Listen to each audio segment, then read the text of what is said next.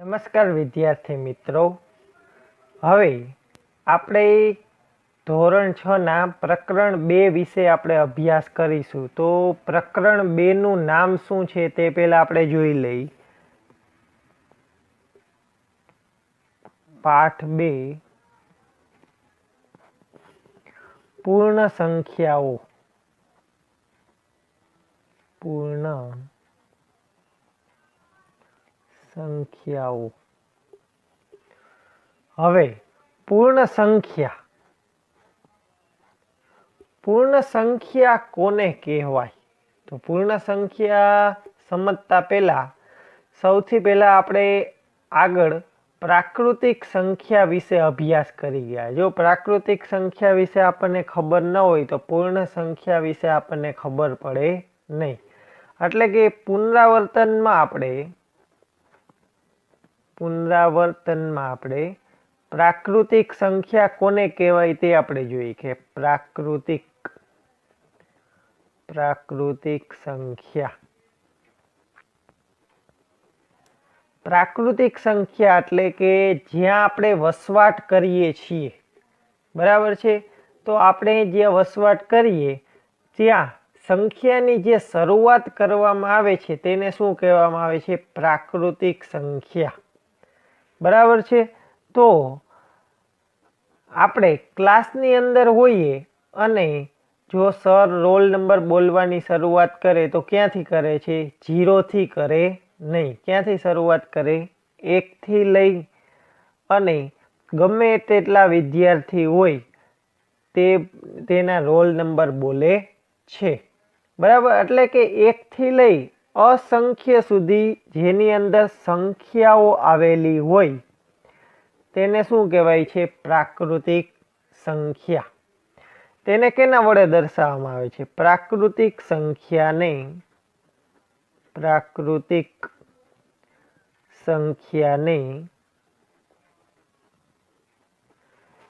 n વડે દર્શાવાય છે। તેનું અંગ્રેજી નામ શું છે? તો કે નેચરલ નંબર।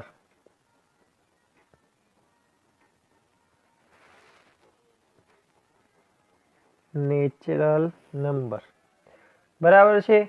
હવે પ્રાકૃતિક સંખ્યા એટલે કે પ્રકૃતિમાંથી, એટલે આપણે જ્યાં રહીએ છીએ તે વસવાટ કરીએ છીએ તે છે શું છે? પ્રકૃતિ। હવે પ્રાકૃતિક સંખ્યા છે તો એને આપણે રોજબરોજ ગણતરીમાં પણ ઉપયોગમાં લેવામાં આવે, એટલે કે એને ગણતરીઓની સંખ્યા પણ કહેવામાં આવે છે। આપણે લખી નાખીએ કે પ્રાકૃતિક સંખ્યાને ગણતરીઓની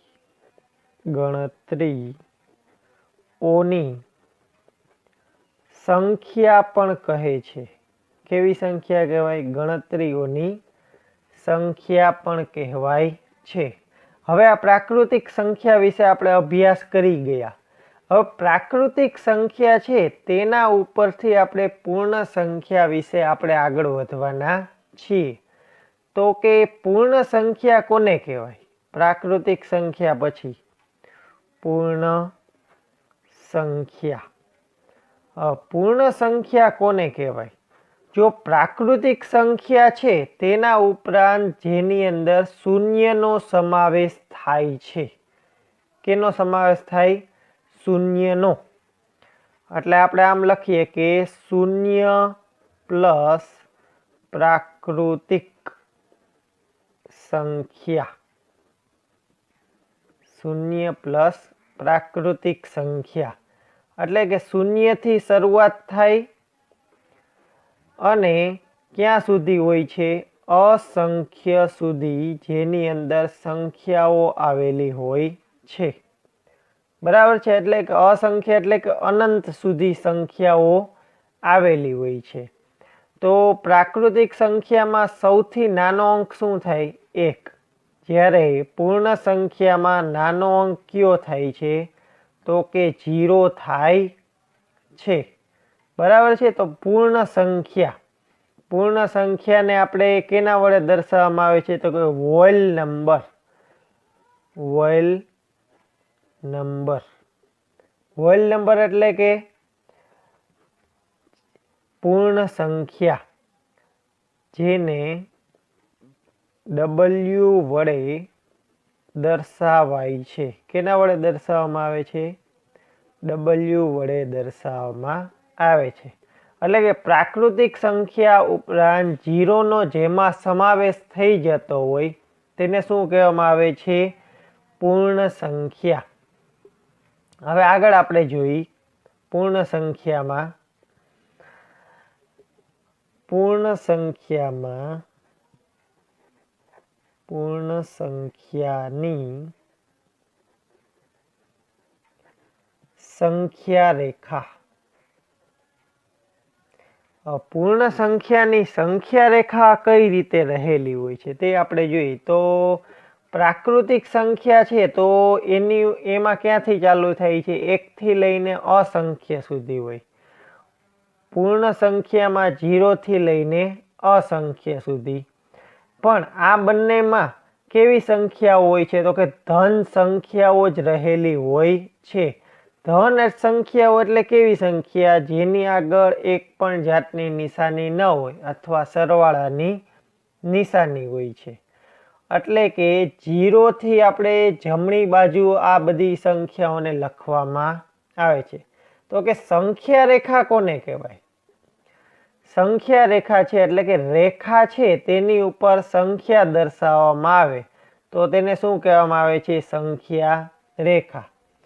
હવે દાખલા તરીકે હું એક રેખા દોરી દઉં છું. આની ઉપર જો સંખ્યા દર્શાવવામાં આવે તો તેને શું કહેવામાં આવે છે? સંખ્યા રેખા. હવે જો પૂર્ણ સંખ્યામાં ક્યાંથી શરૂઆત થઈ છે? 0 થી. તો આપણે 0 થી શરૂઆત કરીએ. 0 1 2 3 4 5. બરાબર. ક્યાં સુધી હોય? અસંખ્ય સુધી સંખ્યાઓ હોય છે. તો આ થઈ પૂર્ણ સંખ્યાની સંખ્યા રેખા. બરાબર છે. હવે સરવાળા માટેની પૂર્ણ સંખ્યાની સંખ્યા રેખા આપણે જોઈ કે સરવાળા માટે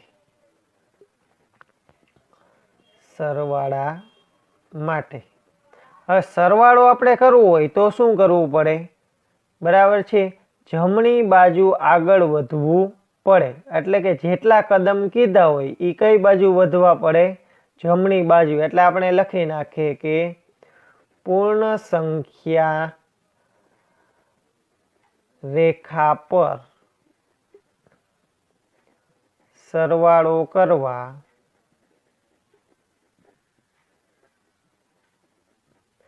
જમણી બાજુ જવું પડે છે. હવે એક આપણે ઉદાહરણ લઈએ. દાખલા તરીકે 3 + 2 આવી રીતે છે. તો પેલા આપણે સંખ્યા રેખા એક દોરી નાખીએ. ક્યાંથી? 0 થી લઈ અને સંખ્યા રેખા આપણે દોરીએ. બરાબર છે. એક સંખ્યા રેખા મેં દોરી નાખી. એની ઉપર થોડાક અંક મેં દર્શાવી દીધા. હવે 3 + 2 કીધું છે તો આપણે પેલા 3 ઉપર એક ટપકું કરી અને સંખ્યા રેખા ઉપર નિરૂપણ કરી દઈએ. હવે કેટલા કદમ આગળ વધવાના છે? તો કે 2 કદમ આગળ વધવાના છે. તો કઈ બાજુ વધવાના? જમણી બાજુએ. 3 પછી 4 અને 5. બરાબર. 2 કદમ થઈ ગયા. એટલે આ શું થયો? સરવાળો. 3 માં 2 નાખીએ તો કેટલા આવે? 5. હવે પૂર્ણ સંખ્યાનો સરવાળો જોઈએ. હવે બાદબાકી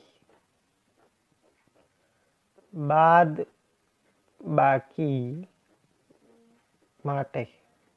તો કે બાદબાકી માટે કઈ રીતે હોય તે આપણે જોઈએ.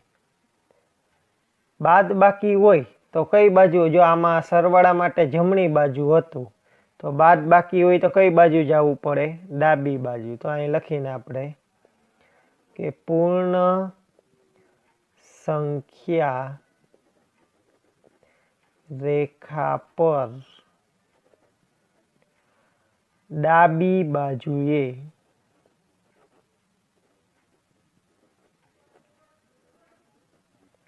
જવું પડે.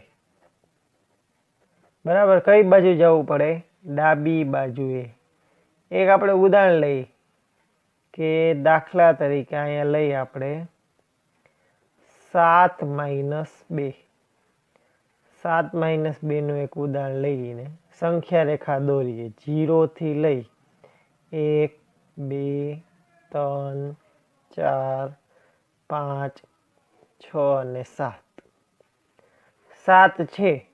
હવે કઈ બાજુ જવાનું કીધું? ડાબી બાજુએ. કેટલા કદમ વધવાનું છે? 2 કદમ. તો કઈ બાજુ જવું પડે? આ ડાબી બાજુએ. આ બાજુ જઈ 0 થી જમણી બાજુ. આ બાજુ જઈ તો કેવી આવે? ડાબી બાજુ.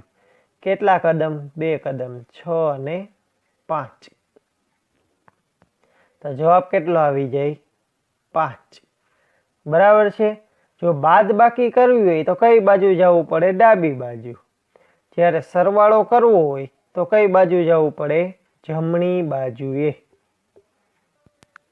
હવે પૂર્ણ સંખ્યાનો ગુણાકાર આપણે જોઈએ કે પૂર્ણ સંખ્યા રેખા પર પૂર્ણ સંખ્યા રેખા પર ગુણાકાર. ગુણાકાર આપણે જોઈએ તો ગુણાકાર હોય, બરાબર છે, તો એમાં કઈ રીતે કરવાનું હોય છે એક આપણે ઉદાહરણ દ્વારા સમજીએ. દાખલા તરીકે 3 × 4 હોય, બરાબર છે, તો આપણને બધાને સાદો ગુણાકાર તો ખબર જ હોય કે 3 4 12 થાય. હવે સંખ્યા રેખા ઉપર કઈ રીતે આપણે ગુણાકાર કરવાનો તે આપણે જોઈ લઈએ કે એક રેખા છે, એની ઉપર આપણે દર્શાવીએ 0 1 2 3 4 5 6 7 8 9 10 11 અને 12. બરાબર છે, તો કે 12 છે. હવે 3 3 નો ગાળો લેવાનો, એટલે કે 0 થી લઈ અને 3 સુધી. જો 0 થી લઈને 3 સુધી પહેલા હું કરી દઉં. 0 થી લઈને 3 સુધી કેટલી વખત જવાનું? 4 વખત. આ પહેલી વખત થઈ ગયું 0 થી 3. હવે પાછું 3 અહીંથી ગણવાનું. 3 પછી 4 5 અને 6. 3 ગણાઈ ગયા. આ બીજી વખત આવી ગયું. પછી ત્રીજી વખત 7 8 અને 9.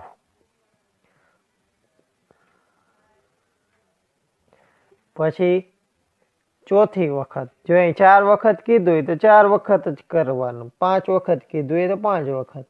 1 2 અને 3. એટલે કેટલા ઉપર આવી જાય? 12 ઉપર. બરાબર છે.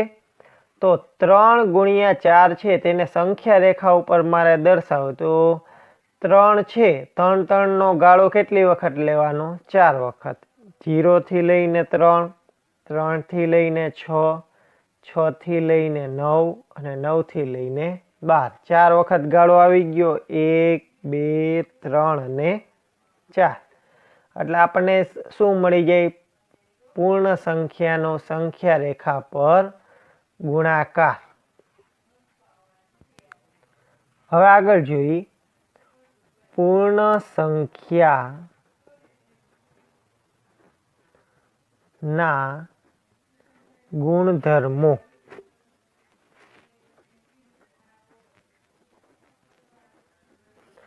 પૂર્ણ સંખ્યાના ગુણધર્મો. તો એની અંદર ગુણધર્મ કેટલા છે? તો કે પેલો છે સંવૃત્તા નો ગુણધર્મ. બીજો છે ક્રમનો ગુણધર્મ. પછી ત્રીજો છે જૂથનો ગુણધર્મ. અને ચોથો છે વિભાજનનો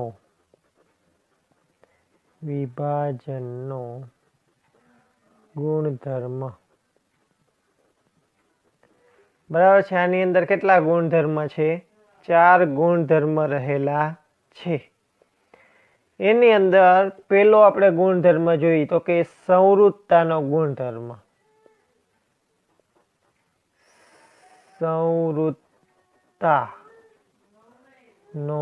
ગુણધર્મ। સંવૃત્તાનો ગુણધર્મ છે તો એની અંદર સંવૃત્તા એટલે શું થાય? પહેલા તો કે સરખું। સંવૃત્તા એટલે સરખું હોવું। સંવૃત્તાના ગુણધર્મ છે તેની અંદર 4 ક્રિયા માટે તે લાગુ પડે છે। કઈ કઈ ક્રિયા માટે? તો કે સરવાળો,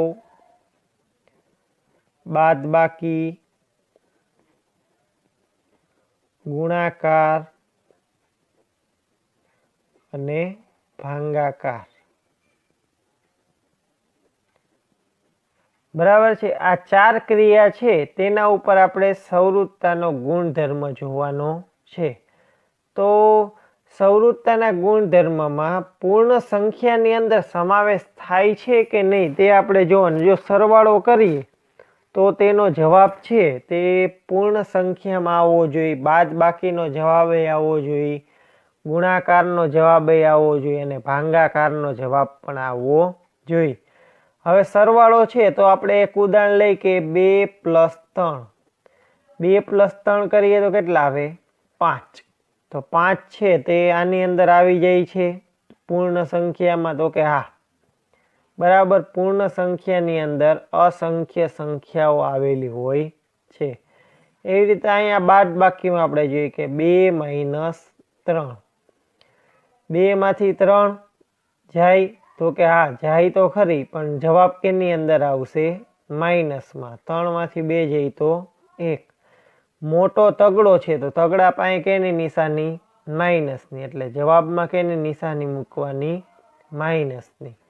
આ ગુણધર્મ સંવૃત્તામાં લાગુ પડશે નહીં।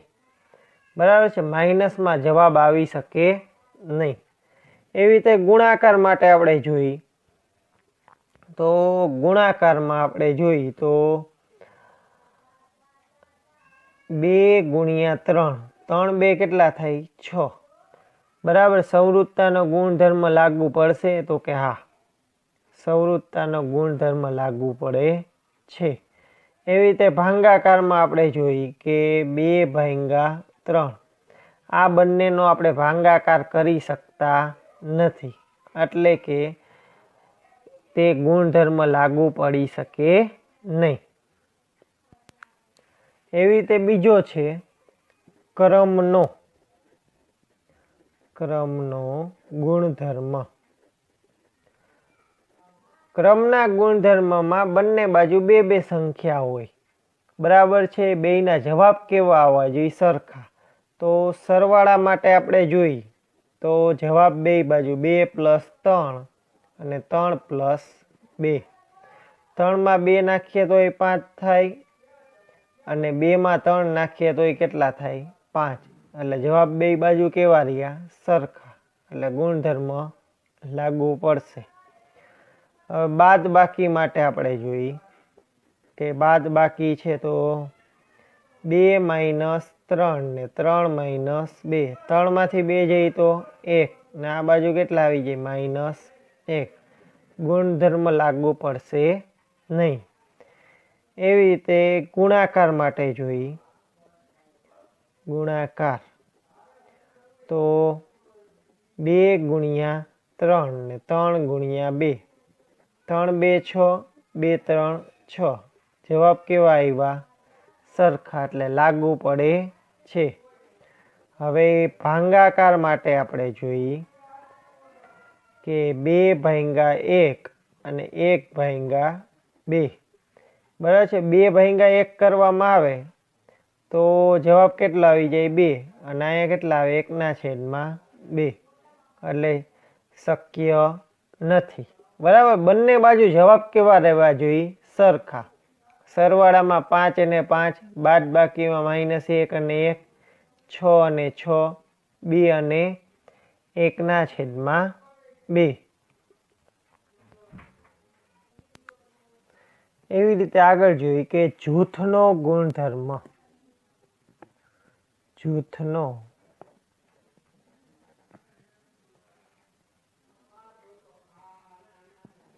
ગુણધર્મ. તો જૂથના ગુણધર્મમાં શું હોય? બંને બાજુ 3 પદ હોય છે. કેટલા પદ હોય? 3 પદ. એટલે કે અહીંયા આપણે લઈએ કે બે સરવાળા માટે, સરવાળો છે તેના માટે 2 + 3 + 4. એવી રીતે અહીંયા લઈએ 2 + 3 + 4. ખાલી કાઉન્સ છે તેને ફેરવવાનો છે. જો આ કાઉન્સ 2 + 3 પાસે હતો તો અહીંયા કાઉન્સ કેની પાસે આવી ગયા? 3 + 4. 3 ને 2 કેટલા થાય? 5. 5 + 4 તો કેટલા આવી જાય? 9. એવી રીતે અહીંયા જોઈ 2 + 3 + 4 કેટલા થાય? 7. 7 ને 2 કેટલા થાય? 9. બે બાજુ 9 9 આવ્યા. જવાબ કેવો છે? સરખો છે. બરાબર છે. એટલે કે જૂથનો ગુણધર્મ લાગુ પડે છે. હવે આગળ જોઈએ આપણે બાદબાકી માટે. બાદબાકી. તો અહીંયા આપણે લખીએ કે 2 - 3 - 4. એવી રીતે આ બાજુ 2 - 3 - 4. 2 માંથી 3 જાય તો -1, અહીં -4, માઇનસ માઇનસ પ્લસ. 4 માં 1 માં નાખવામાં આવે તો કેટલા થઈ જાય? -5. એવી રીતે અહીંયા 2 - 3 માંથી 4 જાય તો -1, માઇનસ માઇનસ પ્લસ. 2 + 1 કેટલા થાય? 3.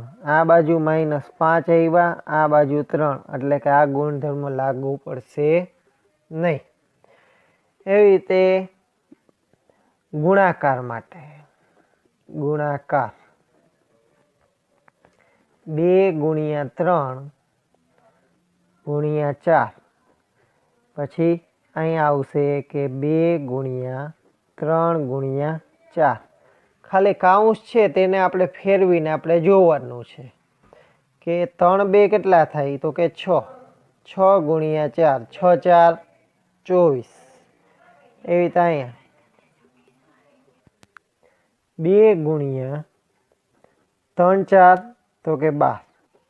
12 2 કેટલા થાય? 24. બે બાજુ જવાબ સરખા, એટલે કે આ ગુણધર્મ લાગુ પડશે.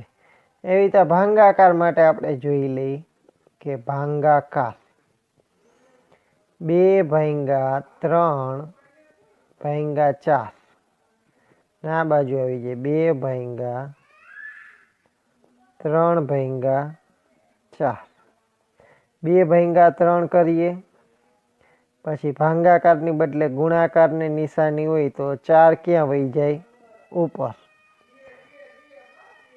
ને અહીંયા આપણે જોઈએ કે 2 / 3/4.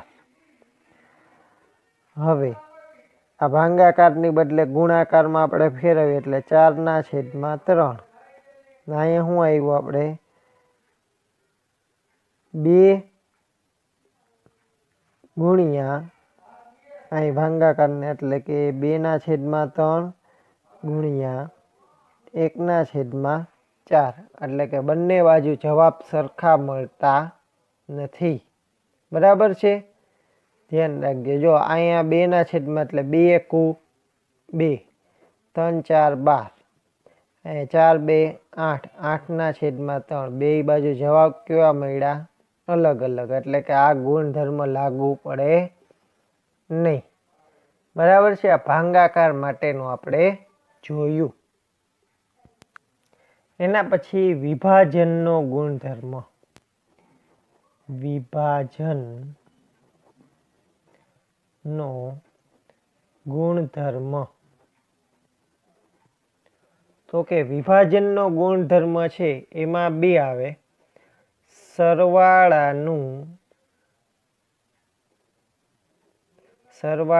અને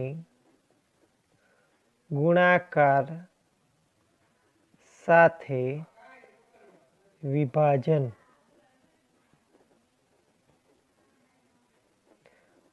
બરાબર, સરવાળા અને ગુણાકારનું વિભાજન એટલે કે આપણે લઈએ કે a ગુણ્યા b પ્લસ c આપણે લઈએ, ગુણાકારનું સરવાળા પર વિભાજન આપણે લઈએ તો a નો કેની સાથે, b સાથે ગુણાકાર એટલે a ગુણ્યા b, પછી વચ્ચે સરવાળાની નિશાની a ગુણ્યા c. એવી રીતે બીજું વિભાજન, ગુણાકારનું બાદ બાકી પર વિભાજન, બાદ બાકી પર વિભાજન a ગુણ્યા b માઇનસ c. તો હવે આનું આપણે લઈએ કે a ગુણ્યા b, વચ્ચે નિશાની માઇનસ, a ગુણ્યા c. બરાબર છે. તો આ રીતે બંને સૂત્ર છે તેનો ઉપયોગ કરીને આપણે દાખલા ગણી શકીએ. એક આપણે ઉદાહરણ લઈએ, એના જેવા દાખલા તમને હોમવર્કમાં આપીશ. દાખલા તરીકે પેલો એક દાખલો લઈએ આપણે, 5 ગુણ્યા 25. બરાબર, તો આ દાખલાનો આપણે જવાબ મેળવવાનો છે. તો 5 એમના એમ, ગુણાકારની નિશાની, 25ના બે ભાગ પાડવાના, 20 પ્લસ 5. બરાબર, ગુણાકારનું કેના ઉપર વિભાજન છે, સરવાળા પર, એટલે 5નો 20 સાથે ગુણાકાર, 5 ગુણ્યા 20, પછી કેની નિશાની, સરવાળાની, 5નો કેની સાથે, 5 સાથે ગુણાકાર, 5 ગુણ્યા 5, 20 ગુણ્યા 5 કરીએ તો કેટલા આવી જાય, 100, ને પચું 25. 100 પ્લસ 25 કરવામાં આવે તો જવાબમાં શું આવી જશે, 125. બરાબર છે. તો આ રીતના તમારે દાખલા થોડાક કરવાના છે.